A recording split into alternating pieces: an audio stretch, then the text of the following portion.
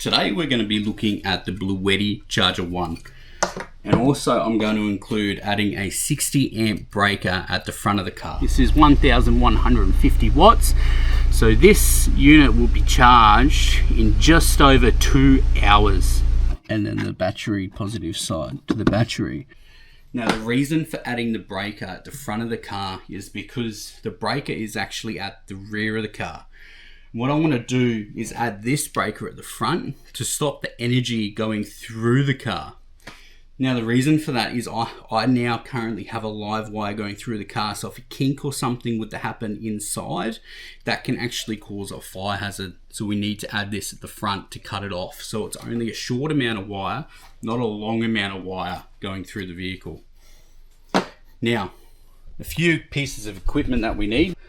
We need that 60 amp breaker, which you can purchase from Amazon. I have a 13 mil socket. I also have a 10 mil socket. I have some Gorilla Tape which I'm going to use to mount this to the vehicle. You can actually use screws within that as well for a more permanent solution. I also have some wire strippers and also crimpers. That's the same, that's just a different type. I also have some heat shrink which I'm going to use. And within the Bluetti box, it actually comes with a few pieces of equipment. What I'm mainly looking at is these O terminals. So this is what I'm going to put the wire through to then connect it to this. Now I've also got a heat gun which I'm going to use to heat shrink. Now here's the battery here. This is the positive terminal and my wire is coming through the firewall inside the car. What I want to do is I want to add this breaker just about here. So the distance for the live wire is only from here to here and not through the car. Now I'm just gonna find where I should cut this positive cable. Now you just neglect this negative cable. So we're just focusing on this positive cable. This is the one we want to break. Now, I want to see the distance between this and where I'm going to put the breaker to see where I'm going to cut. So I'm just going to hover this over the positive. I'm not going to touch it on the positive, so you can see I've got my hand over it because I don't want it to spark. But I'm just going to see the distance between where I want the breaker and that. Now, I've got this distance where I've got my thumb, and I'm just going to mark about 3 to 4 centimeters further down, and that's where I'm going to do the cut. Because when I cut there, I'm actually going to strip between there and here, and that'll give me the distance I need so I can crimp the terminal. Alright, so now I'm just going to cut this on the further line that I just put.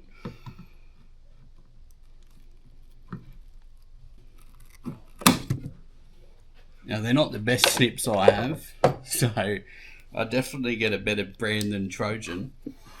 But as you can see there, I have the cut, and then I got to strip this back. So I'm just going to show you guys how to strip. So I've already done this one. As you can see, I've placed the O terminal just over the thread.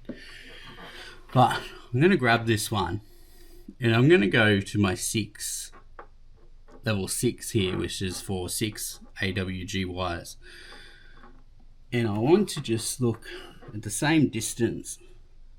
So I want to cut the same distance from the O terminal, which is about 2 centimeters, and I'll pop it in 6. And I'm just going to push down a little bit. I'm going to go around, and I'm just going to keep cutting it while turning the wire.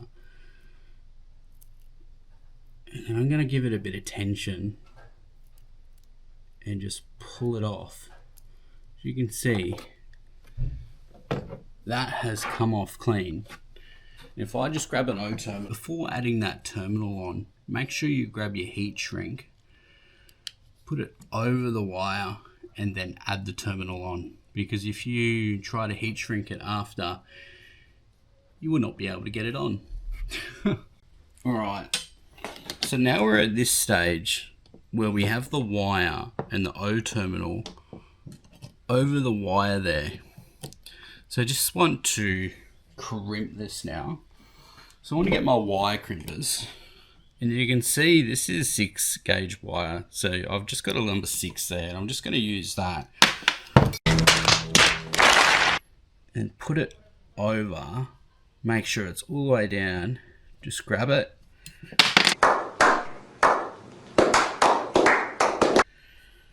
And I just want to hold down tight and just push. So you can see I have crimped it down, but I'm just going to put a bit more pressure on it now just to make sure it stays on, because the last thing you want is for your crimp to come undone, but also you don't want it to be too hard to break the wire. So I'm just going to give it a bit of a pull there. As you can see, it is not coming off. So now I'm going to run my heat shrink up. Going to get my heat gun, and I'm just going to shrink this.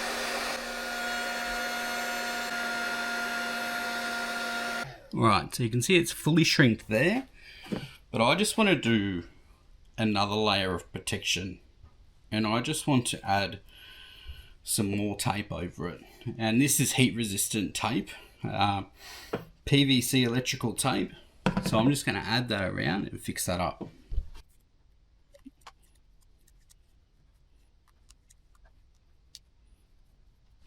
As you can see, just fixing up the end there so nothing gets in and it stays clean. I'm just going to grab some cutters.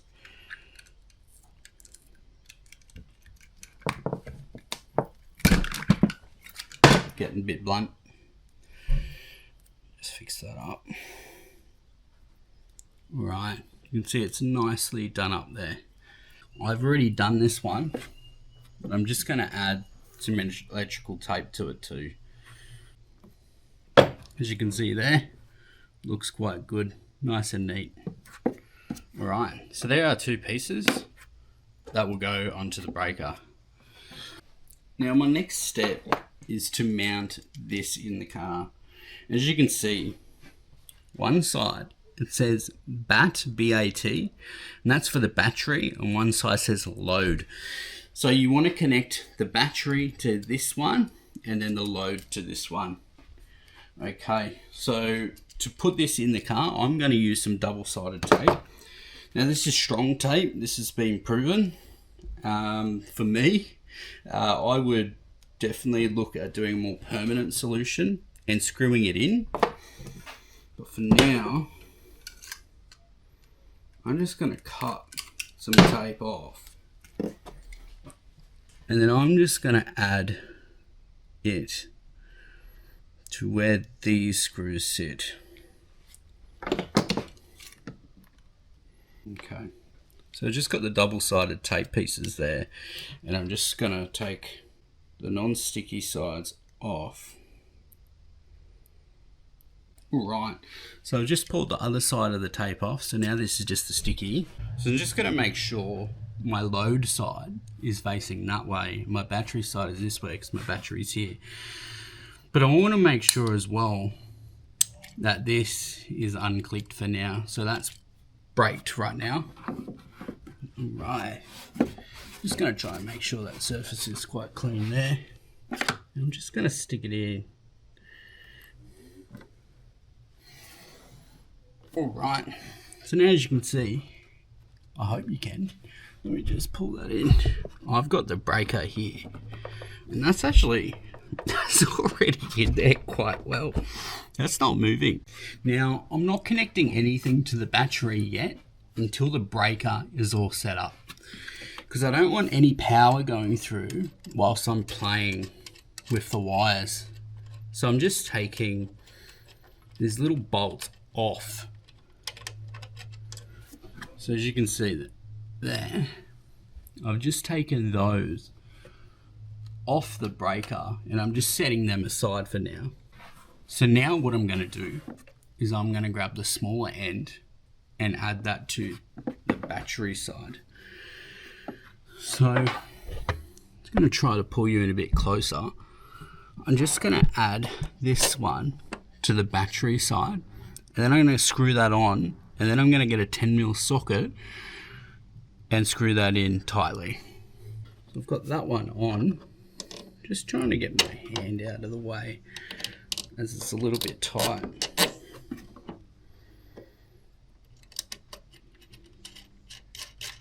Okay, so that's screwed on. Just going to get my little socket. I'm going to tighten that up. Make sure it's on there tight. Okay. And now I'm just going to do the other side. So I've got a bit too much length there, so I'm just going to push that through my firewall. Try and pull it from the other end. Hopefully I didn't pull it too much. Nearly. Right, I'm just going to pull it back through. Okay. So I've just got it there. I'm just going to put it on and grab the bolt. Add that on without dropping it, hopefully. Okay. As tight as I can go, just with my finger. And I'm going to grab my socket wrench.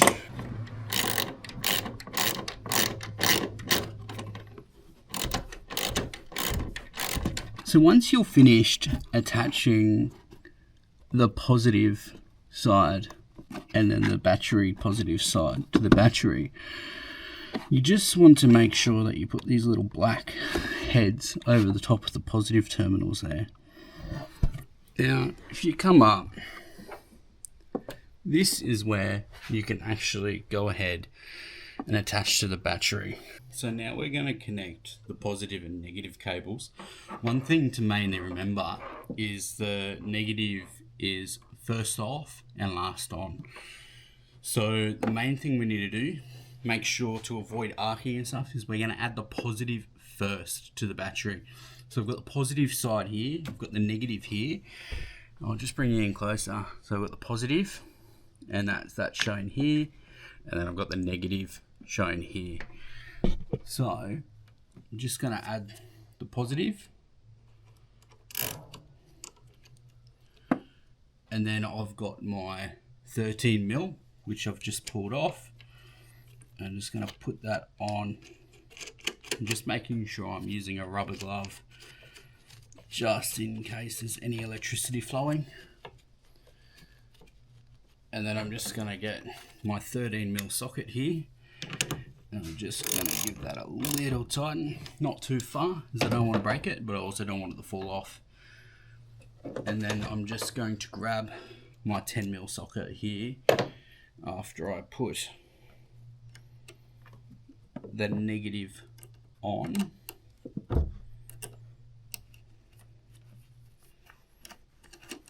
So the negative is now on. I'm just going to tighten that just a little bit. Alright, and then that is all connected. I didn't choose the best day to do this, as it's 31 degrees in Queensland today, but this is the Bluetti Charger 1. Now I routed the cable through the car from the front to the back. It's going through the firewall down the side of the car, and I'm going to put that under the trim in the future. And I'll just do a little snip of what it looks like at the moment. But I've connected this up. This is connected to the breaker. Make sure those screws are tightened to this breaker, but then we want to attach that to the Bluetti device. Now we want to attach this bit. Make sure that the red side, the positive, is put into the plus, and then the negative is put on the negative side. Now, to do that, we would tighten it in here, and I'm just going to show you how to do it on this side. So we've just got the positive and the negative here. So I'm just going to pop that in. As you can see, it just comes straight out. Just going to pull this flap up, and then I'm just going to get this little Allen key and I'm just going to turn it to the right for righty-tighty and make sure that that's in there. So now that's not going anywhere. And now I'm just going to do that for the positive side as well. So the positive's in, and then I'm just going to get this little Allen key. So I'm just going to try and show you what it looks like in there. So it's just got a little screw in there, which we're just going to tighten to the right. All right, just going to pop that back on. So now they're both not going anywhere. So now they're both all connected. And then with your Bluetti device, so I've got an AC 180.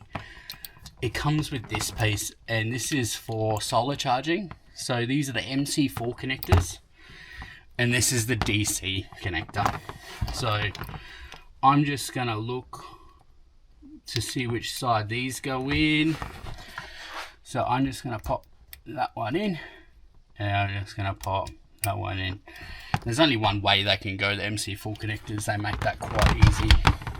So now I'm just going to grab my AC 180, and then I'm just going to connect that into there. So I'm just going to go to the front of the car, and that breaker that I mentioned before, I'm just going to flick that on. So now that it's on, I'm going to turn the car on.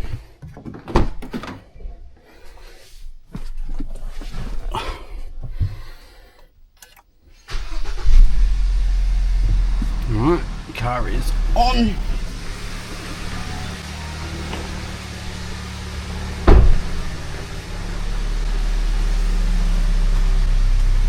Just going to plug this into the AC 180.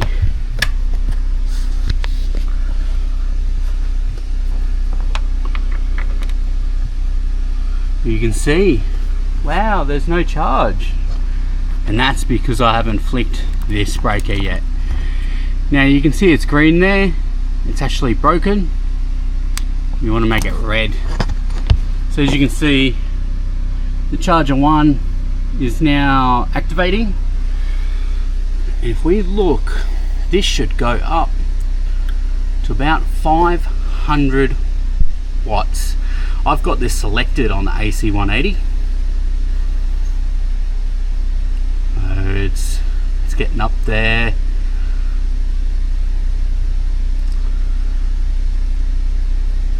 There we go, 500 watts. Now this is awesome for those days where you're out camping, you're out full driving, and you can't get your solar panels up, or you got nowhere to charge. Now I'm just going to break that. Broken. Now, and this is just testing the breaker to make sure it's working properly. As you can see, not pulling any power. Even the Bluetti charger is off. So that's working perfectly. So now I'm just going to show you guys how to set this up within the app. So I'm going to go into the Bluetti app, and then I'm going to choose add devices, and now this is with my vehicle on and the Bluetti is on, and that's the only way it can emit the Bluetooth signal. So I'm going to choose the charger, press OK, start, go into the charger. Now that's in my devices, just connecting, and then I'm going to hit where it says charging voltage down the bottom. It's asking me to disconnect the device first before adjusting these settings. I'm keeping the settings the same, so I'm just going to go through with what I have them set as. It asks me to select the model. I have the AC 180. I'm going to select my AC 180. Now this works for all devices. You just use custom, and then you can go through the settings and change the voltage and the amperage and stuff for whatever your device can handle. Now make sure you check with your manufacturer what it can handle, and Bluetti had some they're not liable, disclaimer for that one. So I'm just going to select the AC180, hit next, and it says no changes saved because that's what I already had it set as. So I'm just going to turn my AC180 on now. I've pulled this out, so I'm just going to plug it in. Just going to go back to my AC180 here, and you can see it will mirror what it shows up here. So it's pulling about 250, 260, and then that'll go up to a 500 watts stable.